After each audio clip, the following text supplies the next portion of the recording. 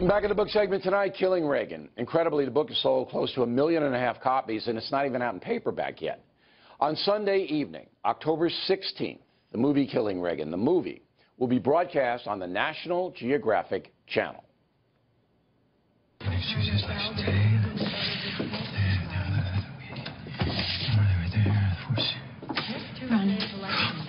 should I leave you be? No, I'm so happy you're here, Mommy. Standing room only out there. Well, everything hinges on this debate, but, you know, politics is just like show business. You give them a hell of an opening. It goes for a little while, then you give them a big finale. And hopefully run for 8 years. I'm going to go get to my seats. The actor who plays President Reagan, Tim Matheson, is excellent. I spoke with him last night. So did you know a lot about Ronald Reagan when he was in office? I was politically minded. I must say he won me over. And he's the only Republican I ever voted for. As president? Yes. So you're a liberal-minded guy? Yeah. And most of Hollywood obviously is. But pinheads, I think, as you call them, right? Some of them are pinheads, but some of them aren't. See, we don't mind if you're liberal as long as you're a thinking liberal. Because I'm independent, and I vote for some Democrats if I think they're the best problem solvers. Yeah. Now, what did Reagan do to win you over? Reagan was the tonic this country needed at the time. It was in such a financial mess and such an emotional mess that just because of Nixon and all the things, and Carter was a lovely man, but not a great president. But you voted for Carter. I did. Okay. I made that mistake, but would not have done it again. And I must say that Reagan really was the foundation the country needed and pulled it together, and I was really moved by it. So you saw how he performed the first 4 years, and that's what we want, open-mindedness. Yeah. When he was shot, do you remember that? I was surprised at how moved and upset I was, because it was like your grandfather, was taken. Right. And it was like, what? Why? And you didn't know whether he was going to live. No. I mean, he went in, and the news reports were almost blacked out. The kid who plays Hinckley really lights out, just like the kid who played Oswald in Killing Kennedy. I didn't know this kid. He's a young actor. He's spooky. Yeah. And so is Hinckley. I've got to do something now to make you understand in no uncertain terms that I am doing all of this for your sake. And being around Kyle more and, Rod Lurie kept us apart.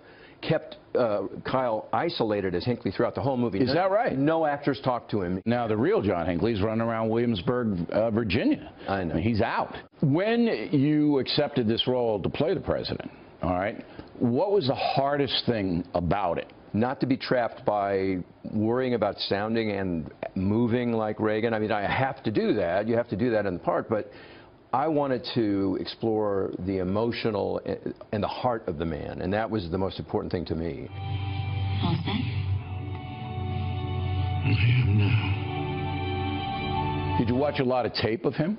Everything I could find. Because you do sound a bit like him. That's our only bargaining chip, and you're just giving it away. Well, I don't see it that way. Reagan was a very closed guy. He didn't. Very shy. Yeah, he didn't like to show a lot to anybody but Nancy.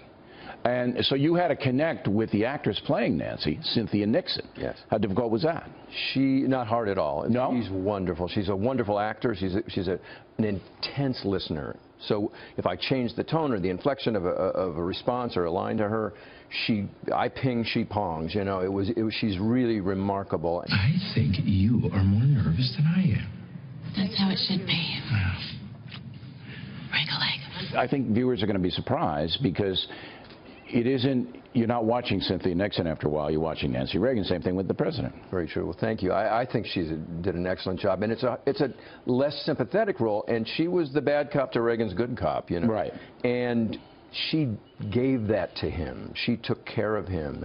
And if she didn't like the way somebody was treating him or acting around him or wasn't faithful, Donald Reagan. Gone. Yeah. Gone. Now, when your Hollywood pals, your liberal pals, you guys are all sitting around smoking pot, and doing what you did in Animal House. Thing. Yeah. And you go, well, I'm gonna do Killing Reagan, written by O'Reilly. Do the crosses come out? Do they go like this?